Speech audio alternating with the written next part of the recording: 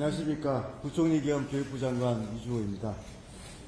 최근 초등학교 담임교사가 학생에게 폭행을 당하고 교단에 선 지 얼마 되지 않은 교내 마감하는 안타깝고 슬픈 일이 발생하였습니다.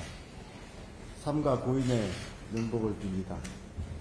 해당 사건은 현재 경찰에서 수사하고 있으며 교육부는 선생님의 안타까운 죽음에 대해 철저히 수사하여 원인을 규명해 줄 것을 당부하였습니다. 이와 함께 교육 현장의 목소리를 듣고 선생님들께서 본연의 교육활동에 전념하실 수 있는 방법을 모색하기 위해 오늘 간담회를 마련하였습니다. 의미 있는 자리에 함께해 주신 정성국 한국교원단체 총연합회 회장님을 비롯한 여러 선생님들께 진심으로 감사드립니다. 교육부는 그동안 교권 확립을 위해 제도 개선을 노력해 왔습니다. 지난해 12월 학생 인권과 교사의 교권이 상호 존중되는 교육공동체 구현이라는 비전하에 학생 생활 지도와 교육활동 보호 제도를 강화하는 방안을 마련해서 추진해 오고 있습니다. 그러나 그간의 지속적인 노력에도 불구하고 지난해에는 3,000건이 넘는 교육활동 침해 행위가 학교에서 심의 처리되었으며 침해 유형도 다면화되고 그 정도도 갈수록 심각해지고 있습니다. 특히 그동안 학교에서 학생의 인권이 지나치게 강조되고 우선시되면서 교사들의 교권은 땅에 떨어지고 교실 현장은 붕괴되고 있습니다. 교사들이 최선을 다해 학생들을 지도하는데 걸림돌이 되는 불합리한 제도와 단행을 과감하게 걷어내야 할 것 같습니다.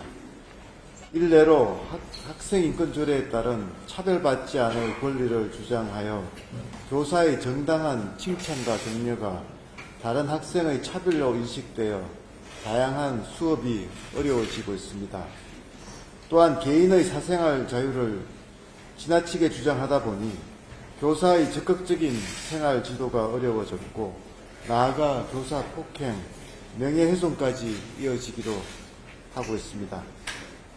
학생을 가르치는 교원에 대한 교육활동 침해는 어떠한 경우에도 용납할 수 없습니다.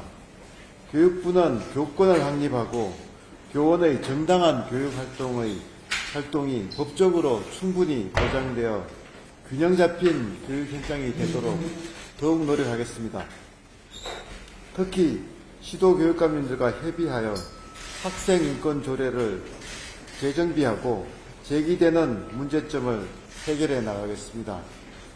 아울러 아동복지법, 아동학대처벌법에서의 아동학대 위반 행위 판단 시 학교에서의 교육활동이 보호될 수 있도록 국회의 입법 과정을 지원하겠습니다. 또한 교사와 학부모 간의 상담을 선진화하여 교원의 피해를 구제하는 방안을 종합적으로 검토하고 이를 위해 교육청, 지자체, 유관부서와 긴밀히 협력하겠습니다. 문제를 해결하기 위해서는 근본 원인을 면밀히 분석하여 제도를 개선하고 나아가 학교와 사회의 교권 존중 문화가 확립되어야 합니다. 교육가족 및 국민 여러분께 당부드립니다. 힘을 모아주시기 바랍니다. 교육부는 오늘부터 교육청과 합동조사단을 꾸려 경찰 조사와는 별도로 사망하신 교원과 관련한 정확한 사실관계를 확인하고 대응하겠습니다. 다시 한번 이 자리를 빌려 고인과 유가족분들께 깊은 애도를 표합니다. 감사드립니다. 네, 다음은 한국교원단체 총연합회 정성국 회장님의 인사 말씀 드리겠습니다. 예, 이렇게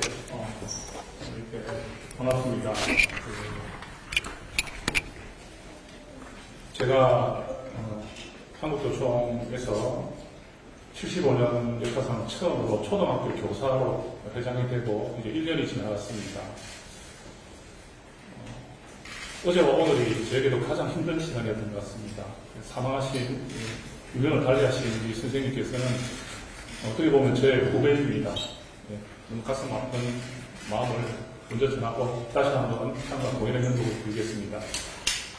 오늘 이제 부총리님께서 이제 최대 교원단체인 한국교총을 방문하셔서 이제 우리 교원들을 직접 만나시고 또 이제 의지를 보이시는 부분에 대해서 교원의 대표로서 장관님께 감사의 말씀을 드립니다. 그리고 또 적극적으로 협조하고 협력해서 우리가 지나간 일들에 대한 비판도 물론 필요하지만 이제는 다시는 이런 일이 없도록 하기 위한 우리의 앞으로의 길이 더 중요하다 생각하기 때문에 장관님과 함께 이 문제를 해결하는데 최선을 다할 것을 약속드리겠습니다.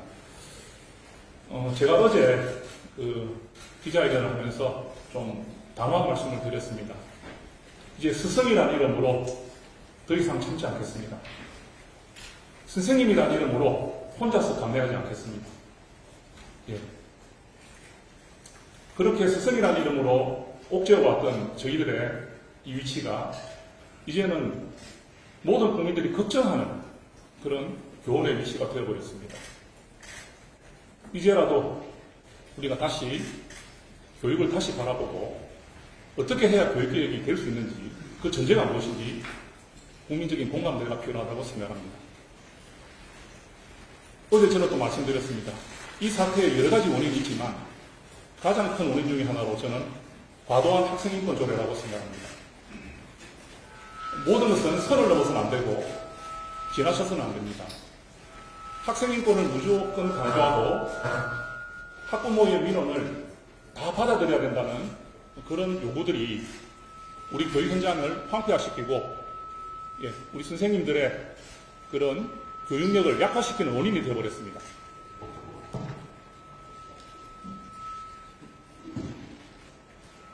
저는 오늘 이 자리에서 세 가지를 부총리님 앞에서 말씀을 드리고 싶습니다. 물론 부총리님뿐만 아니라 국회에도 요청드립니다. 첫째, 무분별한 아동학대 신고에 대한 면책권 통과시켜 주십시오.